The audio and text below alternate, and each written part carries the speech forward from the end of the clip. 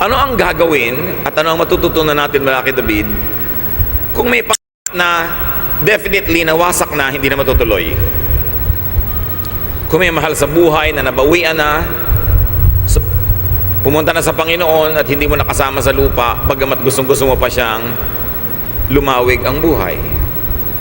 Anong magagawa mo kung nasira na ang isang hindi dapat masira at hindi mo na mabubuo pang muli? The only thing left to do is to move on. And these are some of the lessons from David's prayer, fasting, and then getting up. Do what you could to keep what you love.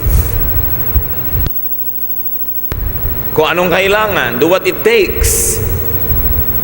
Kailangan mong manalangin, mag-ayuno, kailangan mong may gawin mo habang meron ka pang magagawa. So that you will not be possessed by regrets, by what ifs. Mahirap yung may kaya ka namang gawin, hindi mo ginawa. May pwede ka namang remedyo, hindi mo ginawa. Tapos, katulad doon, namatay, o hindi natuloy ang isang pangarap, nawasak ang isang plano, iisip-isip ka ngayon buong buhay, ano kaya ang nangyari kung may ginawa lang ako? Nagkabalikan kaya kami ng asawa kong napalayo kung may ginawa ako?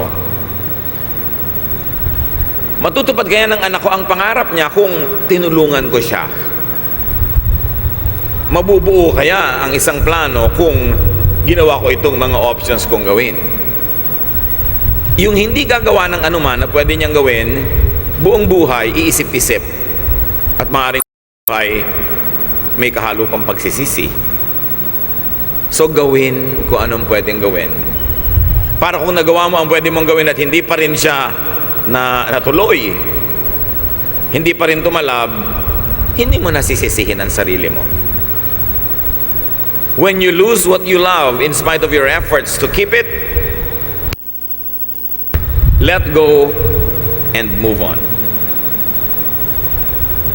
If you like to keep somebody, tapos na wala pa rin, matapos mong suyuin, matapos ka mag-sorry, matapos mong gawin ang dapat mong gawin, matapos mong sikaping bayaran ang iyong utang, to go kiss and make up, na wala pa rin, hindi mo na masisisi ang sarili mo.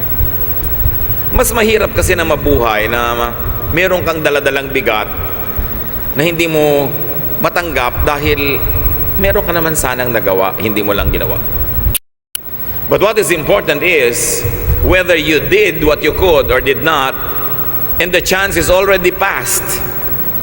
Lumampas na ang pagkakataon para mo ayusin ang dapat ayusin. Namatay na ang namatay. Wala dapat gawin kundi ituloy mo na ang iyong buhay. Every second focused on yesterday is stolen from today.